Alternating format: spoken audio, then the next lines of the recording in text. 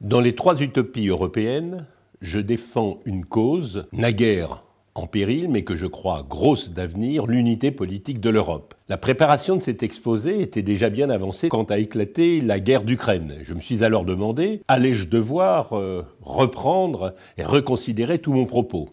Je ne le crois pas. Ce que quelques décennies de paix n'ont pas réussi à faire pour l'unité de l'Europe, quelques jours de guerre y ont suffi. On peut dire que le triple exploit de Poutine a consisté premièrement à donner une unité au peuple ukrainien qui était jusque-là fragile, à renforcer l'unité politique de l'Europe qui était naguère précaire, et surtout redonner un sens universel à l'idée même d'Europe. Avant l'avènement de l'État-nation, l'unité européenne, ou plus exactement l'union politique européenne, n'était qu'un rêve de philosophes. Les philosophes ont en effet imaginé quels pouvaient être les objectifs et le principe de l'unité politique de l'Europe. Les objectifs étaient simples. Premièrement, la paix.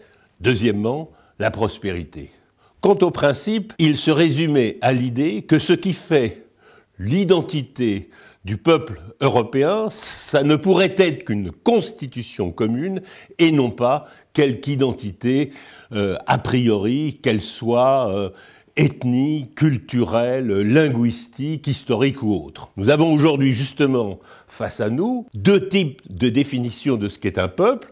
D'une part, la définition de Poutine, qui ne cesse de répéter « le peuple russe et le peuple ukrainien ne font qu'un seul peuple », c'est la conception ethnique du peuple ou de la nation, et par opposition, la conception ukrainienne, et donc européenne, qui défend l'idée que ce qui fait l'unité d'un peuple, c'est sa constitution politique. Autrement dit, c'est la démocratie qui fait le démos, et non pas l'inverse, le démos qui fait la démocratie. Alors, avant l'invention de la construction européenne, il y avait donc uniquement cette idée de philosophe. Quant à la construction européenne, je crois qu'elle est apparue à l'époque comme une autre utopie. L'utopie d'une unité politique qui paraissait impensable sur les ruines de la Seconde Guerre mondiale. Ce qui a permis à cette utopie de se réaliser d'une façon qui soit à l'opposé des utopies les pires qui ont mené au totalitarisme, c'est qu'elle a adopté des principes progressifs et qu'elle n'a pas considéré que la lutte incessante contre le mal devait se substituer à la progression vers le mieux. Et ceci est vrai à la fois de la démocratie représentative, de l'Union européenne et des droits humains. La troisième utopie, c'est celle que j'appelle aujourd'hui l'utopie cosmopolitique. Ce qui fait que nous sommes européens aujourd'hui, ce qui fait que nous nous considérons comme européens, ce n'est pas quelque attachement à une civilisation particulière qu'on pourrait définir par des traits ethniques, historiques, culturels particuliers. Je crois que c'est en fait l'inverse. Nous sommes en train de devenir des individus abstraits, c'est-à-dire des individus non pas attachés à quelque chose, mais plus exactement détachés. Détachés de toute identité, nos identités sont plurielles, métisses, elles sont mouvantes, changeantes et même critiques, et d'autre part, détachés les uns des autres, détachés de toute communauté d'appartenance. Ceci pour le pire,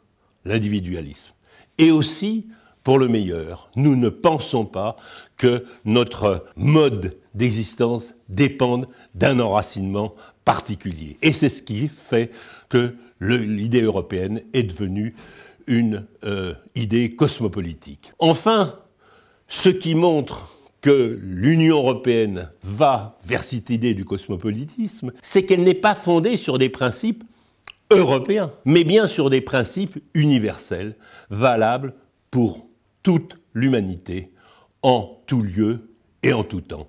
Voilà pourquoi elle me semble aujourd'hui la réalisation plus que d'un programme politique inédit, la réalisation d'un rêve purement philosophique, celle de l'unité de l'humanité.